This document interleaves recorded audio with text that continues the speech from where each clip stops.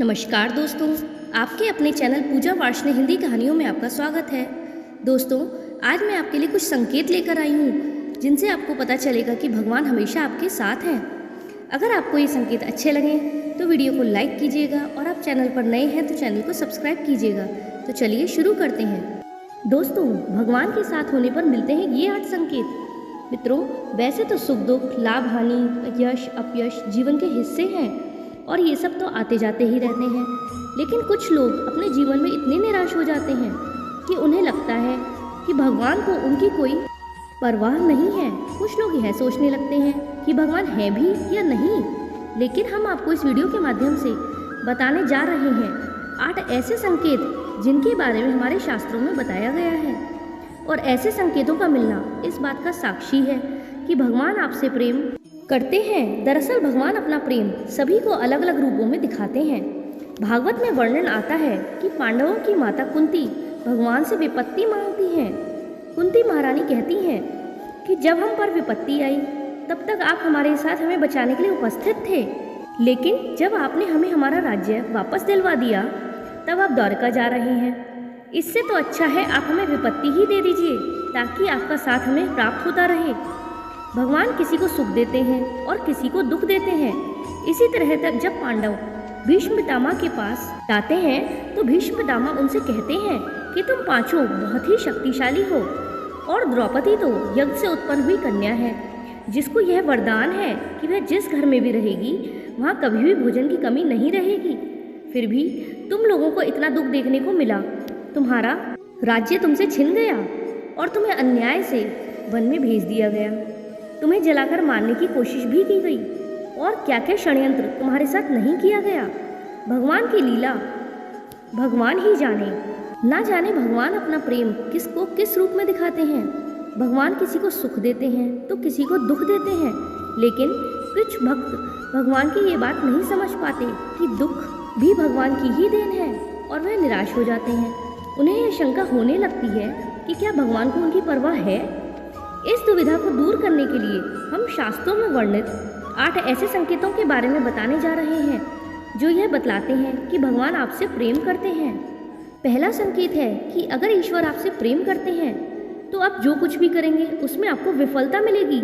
जी हाँ, आपको यह सुनकर अजीब जरूर लगेगा, लेकिन भगवान का साथ जिनको मिलता है उन्हें विफलता जरूर मिलती है। आप बहुत मेहनत करेंगे, आप अच्छाई की राह पर चलेंगे, फिर भी आपको विफलता ही मिलेगी। और यह संकेत है कि भगवान आपसे प्रेम करते हैं।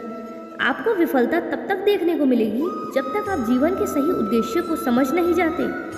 दूसरा संकेत है कि जब भगवान की कृपा आप पर होगी तो आपको बिल्कुल अकेला महसूस होगा। आपके सामने ऐसी स्थिति आएगी जहां आपको समझ में नहीं आ रहा होगा कि आगे क्या करना चाहिए। आपको लगेगा कि इस स्थिति में मेरी मदद करने वाला कोई नहीं है। आप अपनी परेशानी किसी से बता भी नहीं पाओगे, और अगर आप किसी को बताने में सफल हो भी गए तो भी आपकी परेशानी को कोई समझ ही नहीं पाएगा। वे कहेंगे कि यह परेशानी तो बहुत ही छोटी है, या फिर इस बात पर ध्यान ही नहीं देंगे, या वे इसे नज़रअंदाज कर देंगे।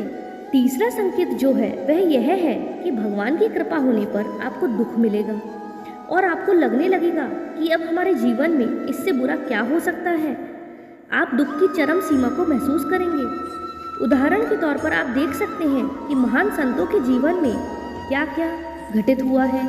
जब आपके जीवन में बड़े बड़े दुख आने लगेंगे तो आपके मन में वैराग्य उत्पन्न हो जाएगा और आपका मन भौतिक सुखों से आगे बढ़कर भगवान को जानने के प्रयास में लग जाएगा। मनुष्य को इस समय हताश नहीं होना चाहिए, क्योंकि यह दुख ही उसके मन में ईश्वर के प्रति प्रेम विकसित करने में सहायक होगा। यह उन्हें इस बात का एहसास कराएगा कि यह संसार दुखालय है और भगवान को प्राप्त करने में ही सार है। चौथा संकेत यह है कि भगवान की कृपा होने पर आपकी सारी उम्मीदें टूट जाएंगी और ऐसा होने पर आपके अंदर एक नई ही खोज शुरू हो जाएगी। ऐसी खोज जिसमें आप अपनी खामियों को जानेंगे और अपनी विफलता का कारण ढूंढ लेंगे। आप खुद से सवाल करना शुरू कर देंगे और यही सवाल आपको अपने आप से जुड़ने में मदद करेंगे। यह जुड़ाव ही आपके जीवन में एक नया बदलाव लाता है। पांचवा संकेत है कि भगवान अगर आपके साथ हैं तो आपके चरित्र में बदलाव होने लगता है। जब आप खुद से जुड़ते हैं और अपनी खामियों को जानने लगते हैं तो आप इनमें सुधार करने का भी प्रयास करते हैं। इससे आप अपने को बदलने की प्रक्रिया शुरू कर देते हैं। आप पहले से अधिक शांत और स्थिर हो जाते हैं। जब भी हम भगवान की खोज करना शुरू करते हैं तो इससे हमारे अंदर बदलाव आना शुरू हो जाता है और हम इस काबिल बनते हैं कि हम भगवान की ओर आगे बढ़ सकें। छठा संकेत है कि आपका किसी भी चीज़ में हार और जीत से मन ऊपर उठ जाएगा। यह समय होगा जब आप पूरी तरह बदल चुके होंगे और आपका जीवन को देखने के नज़रिए में परिवर्तन आ चुका होगा। आप हार और जीत से ऊपर उठ जाएंगे और किसी भी काम को लाभ और हानि का विचार किए बिना ही करेंगे। इस तरह की स्थिति होने पर आप बाहर हो रही चीज़ों से विचलित नहीं होंगे और अपने अंतर्मन में ही स्थिर रहेंगे। आप भगवान में इतने खोए रहेंगे कि आपको बाहर से मिल रहे दुख और सुख दोनों ही विचलित नहीं कर पाएंगे। सातवां संकेत एक परीक्षा के रूप में होता है। जब आप भगवान की भक्ति में संलग्न हो जाते हैं तो आपके जीवन में एक ऐसी स्थिति आती है जिसमें हर चीज़ आपको सहज ही प्राप्त होने लगती है। सातवें संकेत में यह भी है कि आपके पास सारे ऐश्वर्य अपने आप ही आने लगते हैं और आपको उसमें आसक्त होने से बचना होता है।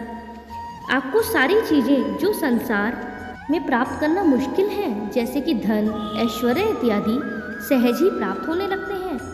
ऐसे में आपकी परीक्षा होती है कि आप इन चीज़ों से आसक्त ना हो और आपका मन भगवान में ही लगा रहे। अगर आप इस परीक्षा को पास कर लेते हैं तो आप आठवें संकेत की ओर बढ़ते हैं। आठवें संकेत में आप भगवान से मिल सकते हैं और उनसे बात कर सकते हैं जैसे कि आप एक आम आदमी से बात करते हैं। इस संकेत के मिलने के बाद आपके मन में जरा भी संशय नहीं रह जाएगा कि भगवान आपके साथ हैं या नहीं, क्योंकि आप हर समय भगवान के साथ रहेंगे। दोस्तों, यह थे विभिन्न शास्त्रों में दिए गए कुछ संकेत जिनके मिलने पर आप समझ सकते हैं कि भगवान आपसे प्रेम करते हैं। यह सब सुनने में आपको अजीब तो जरूर लगे होंगे, लेकिन इनका विवरण कुछ इसी प्रकार से दिया गया है। भागवत के एक श्लोक में भगवान स्वयं कहते हैं कि मैं जिस पर कृपा करता हूँ उसका धन हर लेता हूँ। धन चले जाने से उसके सगे संबंधी उसे छोड़ देते हैं और वह तरह तरह से दुख पाता है। तो मित्रों, मुझे उम्मीद है कि आपको इस वीडियो के माध्यम से बताए गए यह 8 संकेत समझ आए होंगे और पसंद भी आए होंगे।